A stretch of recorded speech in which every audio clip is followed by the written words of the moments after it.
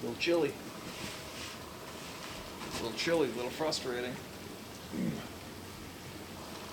One of my two monster bucks I've been watching for about 5 years each. Finally crossed the valley, came up in this mountain last night about 10 o'clock, and there's no fresh snow. There was a pile of snow here, and then this massive storm, tropical storm came through, washed it all away. So it's now noisy, frozen, crunchy. It's -7 right now or something. And I can't get my eyes on anything, and I haven't a clue which way it went. So I'm taking a break. I'm about to drop down, circle around the mountain here, and drop down shelf to shelf and see what I can come up with. But in the meantime, I'm going to sit here and read an email or two quick.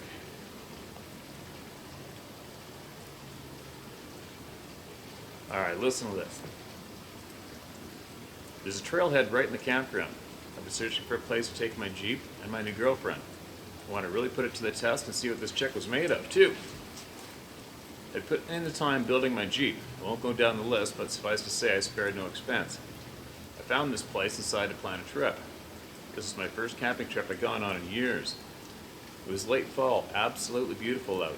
The fall colors and unobstructed views gave me a sense of peace I hadn't felt in a long time. I medically retired from the Marine Corps in August 2011.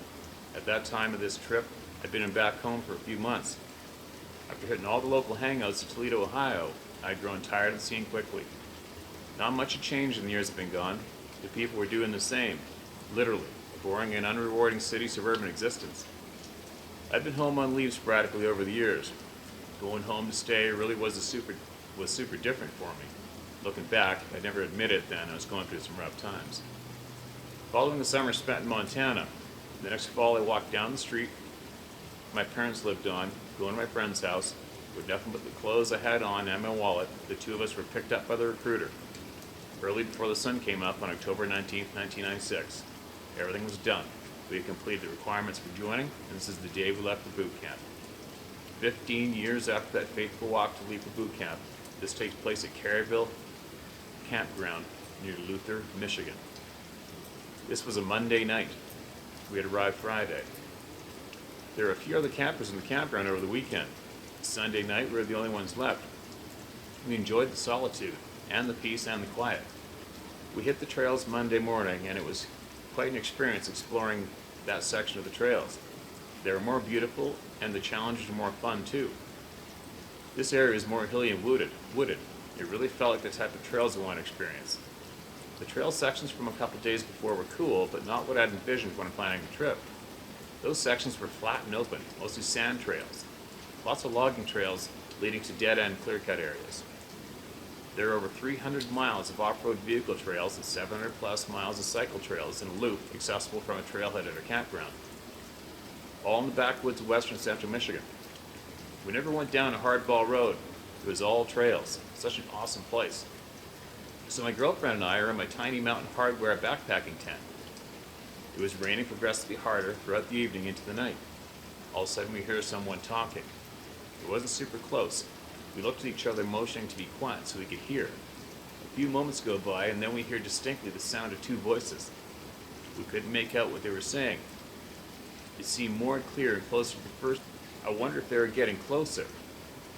Explained it away to myself as being the rain, matted ground, and the way they were facing when speaking being responsible for the pitch and clarity of the voices changing. I hadn't heard anything from the tree line.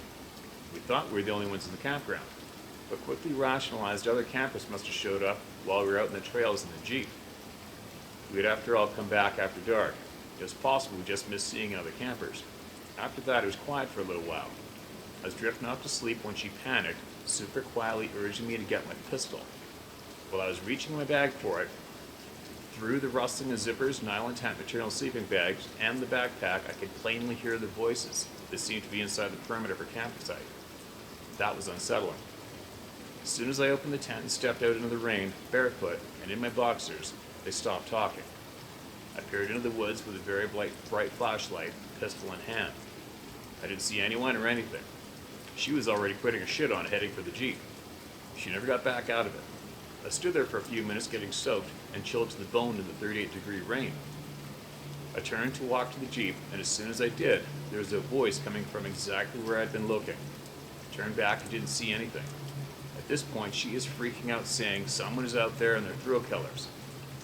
I didn't share her thoughts, but sure was acting concerned while struggling to control the growing pit in my stomach. I got in and started the Jeep. I felt the overwhelming feeling to get the hell out of there. Drove to the other side of the large campground by the main road, leaving everything there. She was frantic and said, "Just leave it. I don't want to leave all my gear. I need some clothes at least."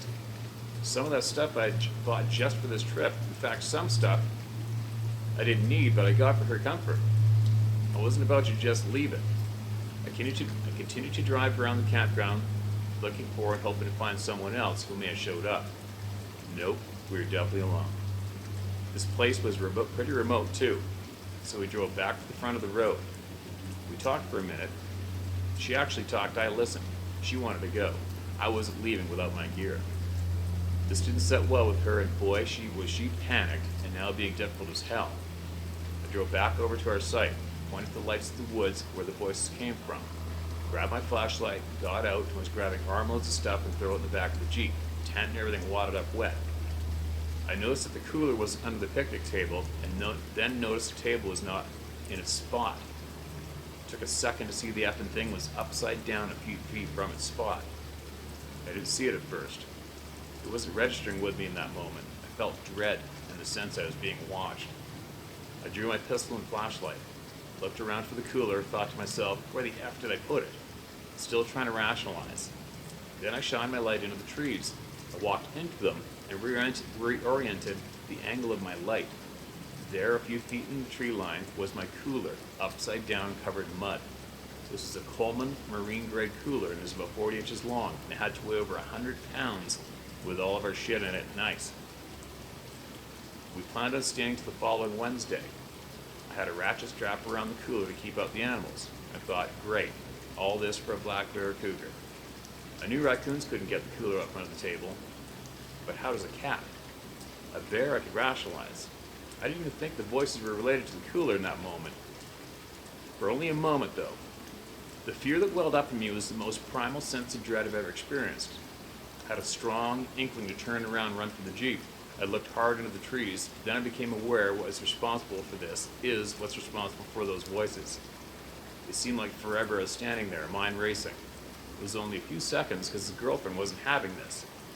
The horn from the Jeep went off. All hell broke loose just a few feet in front of me, and the same time to my right where the sense of dread was emanating from. I got a taste of metal in my mouth. I pointed the barrel in the direction, and it seemed like my body was swimming in wet concrete, though I couldn't seem to react fast enough. The branches breaking, the obvious sounds of a big animal makes as its panic runs through the woods. I did run for the Jeep, but it was pitifully slow, it seemed. I dropped my pistol. I almost said F it and left it, but thought I wouldn't make it to the Jeep, so I dropped to my knees and turned around, feeling on the ground for it, and when my fingertips touched it, I didn't feel much better, but I was glad I found it. The way these things moved is tremendously powerful and fast. I left right then and there, almost wrecked the Jeep before getting out of the campground, trying to drive away faster than I should have been. I drove for a few minutes and got to the outskirts of the little town of Luther. I stopped under a street light, coming back from panic mode. The girlfriend was urging me not to go back. I never saw them. I don't know if there were more than two. Only whatever it was there took off from two positions very near me and was absolutely the loudest, most powerful thing I've ever experienced in the woods. If they were whitetails, they were gigantic genetic freak deer.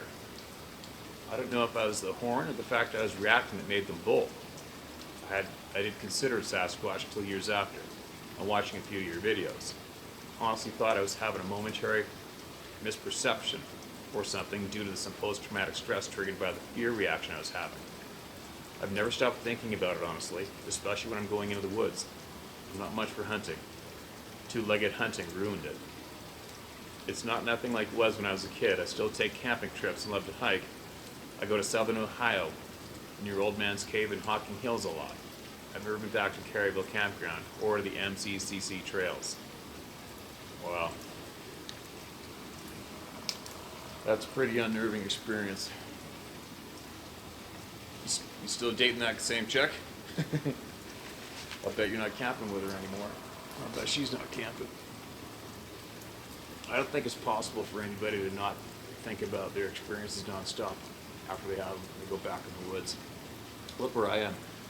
I'm in the Sea to Skies region of British Columbia, basically ground zero for a pile of sightings. And I'm way up a mountain right now by myself with my bow. Am I thinking about them? And it's not dominating my thoughts, but you will never not, like, just right now, I thought I heard something twice over there while I'm reading. And, you hear things. You hear things all the time. You are listening all the time for more than what's normal. You can't stop yourself. It's just a survival tactic, right? You learn from experience as you go. And you try not to screw up with whatever it is you're doing, especially when you're out here in the middle of nowhere.